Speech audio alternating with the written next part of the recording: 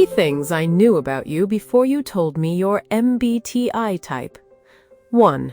You pick the letters that flatter you. 2. You'll defend them the second I say the test isn't real. 3. They'll change in 5 weeks and you won't even notice. 4 letters, printed on a resume, pinned to a Hinge bio, matched against hers like a horoscope with a citation attached. This is Flairt Insights, the other side of the swipe. Real research, no comforting nonsense. Let's go. You think the letters tell her who you are. They can barely tell the test that. Take one person, give them the same MBTI questions 5 weeks apart. Up to half of them walk out with a different type. Same brain, different badge. If your bathroom scale did that, you'd throw it out. MBTI gets printed on resumes instead, and half the dating apps let you badge it right on your profile. Defenders wave a number at you when you push back. 0.813, a tidy reliability score pulled from a meta-analysis, 20 studies deep. Here's what they don't lead with. More than half the studies that built MBTI's reputation never reported a reliability number at all. That tidy average is a handful of honest researchers sitting on top of a much bigger pile who never checked their own work and published anyway. A 25-year review of the current test form found the same hole from a different angle. Internally consistent, yes, people answer similar questions the same way on the same day. But test-retest, the kind that checks whether your type survives conflict with next month, almost nobody ran it. For 25 years, nobody was checking. Here's the detail that actually matters for your dating life, not just your ego. MBTI does not measure neuroticism at all.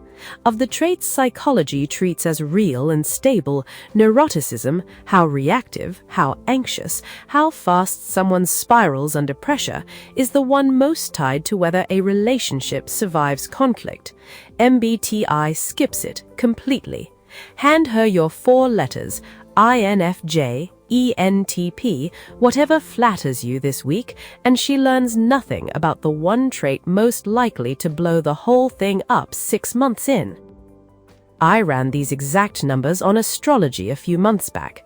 10 million marriages, 0 effect on who married whom. This is the more respectable cousin. It has a citation instead of a birth chart, a research journal instead of a newspaper column, and it still fails the same basic test. Ask it something twice, get 2 different answers. So why 16 boxes? Here's the actual design flaw, baked straight into the blueprint. Personality traits sit on a bell curve. Most people cluster near the middle. Almost nobody sits at the extremes. MBTI slices that curve at 50% and calls whichever side you land on your identity for life. Score 51% extroverted this week, 49 the next, ordinary noise, the same noise every questionnaire has, and you flip from E to I overnight. Your personality didn't move an inch. The box did. It's not a fingerprint. It's a coin balanced on its edge. A light breeze either way and you get handed a brand new identity, filed with total confidence, printed on a slide deck at a corporate retreat. Only one of the 4 dichotomies actually holds up under scrutiny: introversion versus extroversion. The other 3, sensing and intuition, thinking and feeling, judging and perceiving, are weak enough that serious reviewers want the entire framework scrapped in favor of an actual trait scale. 1 dimension out of 4 is carrying the whole system on its back, and it's doing it badly. And somebody is still selling you the certainty. 16 type quizzes, paid compatibility reports, corporate team-building consultants, dating apps that let you badge 4 letters right next to your zodiac sign like a matching credential.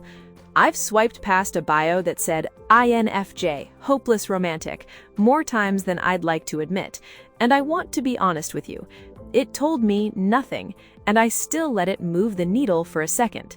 That's how good the badge is. Nobody in this chain is exactly lying to you. They're selling certainty in a market where certainty is the actual product people are buying. I'm an INFJ, that's just how I am. Resolves a lot of uncomfortable not knowing, wrapped in 4 letters and a Pinterest palette. The apps didn't invent that appetite, they just built a badge for it and stuck it on your profile. Now here's the part that should actually change how you operate. In 2025, a team led by Eastwick ran the largest test of partner matching ever conducted, over 10,000 people. The exact question: does matching someone's traits to your stated ideal partner predict whether they'll actually rate you well?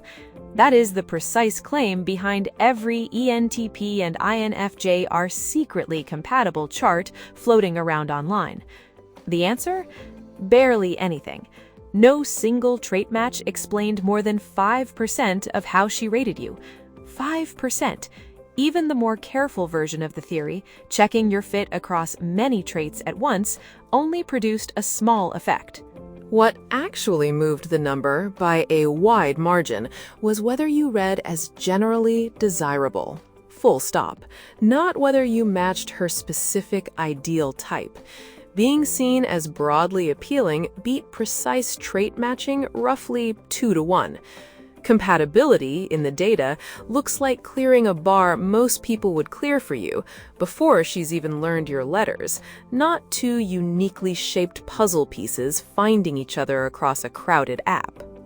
There's one true thing buried in the wreckage, and it involves the one dimension MBTI actually gets right: extroversion.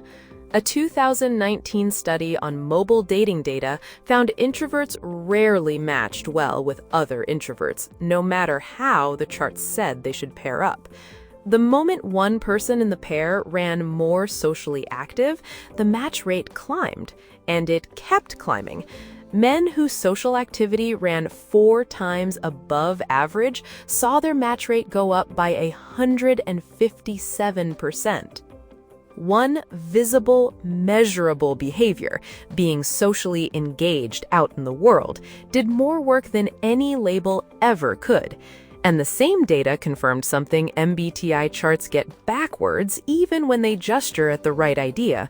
People do pair up with partners who resemble them, just not on a 4-letter code, on education, on religion, on values, on the exact things a personality quiz is a clumsy, overpriced stand-in for. So what do you actually do with your 4 letters? You don't delete them from your bio and lecture your date about psychometrics on a Tuesday night. That's a worse move than the quiz itself, and I promise you it will not land the way you think.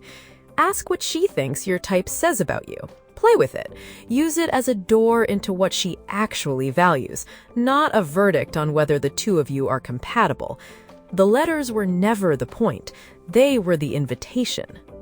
Here's what she's actually reading, whether it's across a party or 3 seconds on a dating profile. How warm, how confident, how socially calibrated you come across. That reading happens before either of you says a single word about personality tests. It happens in your posture, in your photos, in the impression your profile leaves in the half second before she decides to keep scrolling or stop. And here's the good news hiding inside all of this. A quiz result is fixed, mostly arbitrary, gone and rewritten in 5 weeks. You didn't choose it, and you can't really improve it, which is exactly why it was never worth this much of your attention. How you come across is a different animal entirely. You built it, mostly by accident, and you can rebuild it on purpose. It was almost never your 4 letters. It was the signal you didn't know you were sending. That was Flairt Insights, the other side of the swipe. Find us on Spotify or watch the studio cut on YouTube. Everything here is educational, the pattern, not a read on your specific profile. If you want the actual verdict on what your photos and your profile are signaling right now, the thing that predicted attraction far better than any 4-letter match ever did, flairt.ai will tell you. Go look.